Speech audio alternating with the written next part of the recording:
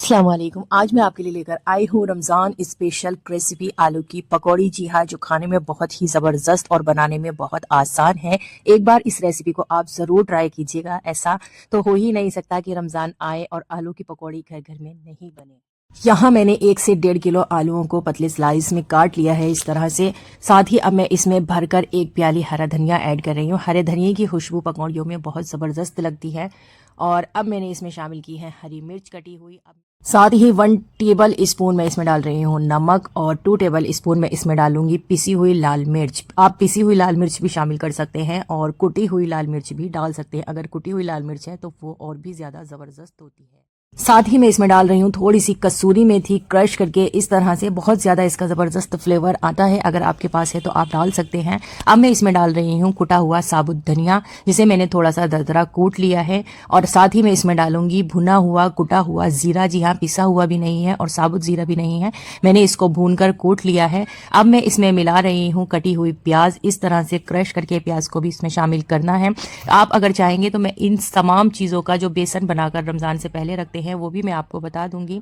साथ ही अब मैं इसमें 2 बड़े प्याले कर रही हूँ और थोड़ा थोड़ा पानी डालकर मैं एक इसका अच्छा सा बैटर बना लूंगी। बहुत ज़्यादा पानी भी इसमें शामिल नहीं करना है और बहुत ज़्यादा इसको सूखा भी नहीं रखना है। यकीन मानिए बहुत ज़्यादा ज़बरदस्त और मज़ेदार सी ये आलू की पकौड़ी बनकर तैयार होती हैं। अगर आप इसको रेगुलर भी रमज़ान में बनाएंगे तो भी आपका मन नहीं भरेगा। कुछ चीज़ें इसमें ऐसी हैं जिन्हें आप स्किप भी कर सकते हैं। अगर आपको लग रहा है कि बहुत ज़्यादा मसाले हैं तो आप कम भी कर सकते हैं। जो इसमें ज़रूरी चीज़ें हैं वो है आलू, प्याज, हरी मिर्च, हरा धनिया एंड नमक और लाल मिर्च। ठीक है, उसके अलावा जो भी चीज़ें हैं वो इसका फ्लेवर बढ़ाती हैं, टेस्ट बढ़ाती हैं। अगर आप डालेंगे तो बहुत अच्छी बात है, नहीं डालें तो आप नॉर्मल भी घर में बना सकती हैं।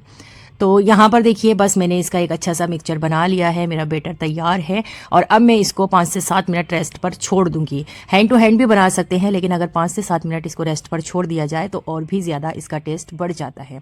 यहाँ पर देखिए मैंने कढ़ाई में भरकर ऑयल गर्म होने, सरसों ऑयल है, आप अपनी पसंद से किसी भी ऑयल में बना सकते हैं, रिफाइंड में भी बना सकते हैं, लेकिन मुझे सरसों ऑयल ही बेस्ट लगता है। ऑयल गर्म होने के बाद मैंने एक एक करके पकौड़ियाँ डालनी शुरू कर दी हैं और मैं इसको लाइट ब्राउन होने तक फ्राई करूंगी। यहाँ पर देखिए एक साइड से मैंने अच्छी तरह से पहले फ्राई होने दी हैं। जब ये थोड़ी सी सख्त हो गई हैं तो मैंने इनको अलट पलट कर दिया है।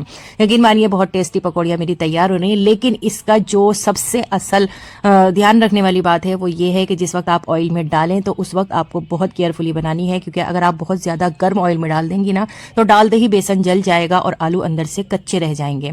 और अगर बहुत ठंडे में आप डाल देंगी तो सारा जो ऑयल है वो बेसन और आलू जज्ब कर लेंगे और मज़ेदारी बिल्कुल ख़त्म हो जाएगी। इसलिए आप बिल्कुल मीडियम ऑयल में ही आपको इसको डालना है। बहुत ज़्यादा गर्म भी नहीं हो, बहुत ज़्यादा ठंडा भी नहीं हो। और जो आपको गैस का फ्लेम रखना है वो मीडियम रखना है, बहुत ज़्यादा लो भी नहीं, बहुत ज़्यादा हाई भी नहीं।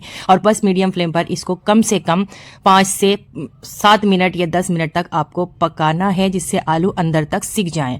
तो यहाँ पर देखिए कितना अच्छा कलर मेरी पकौड़ियों पे आ रहा है, बहुत खूबसूरत लग रही हैं।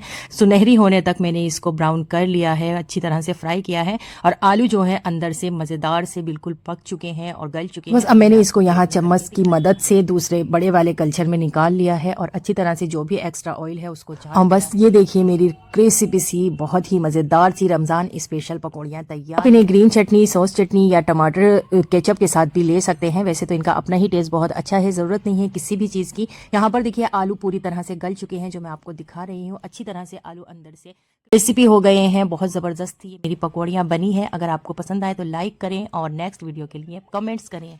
जल्द ही एक और रमज़ान रेसिपी लेकर हाजिर होंगी। अल्लाह हाफिज़।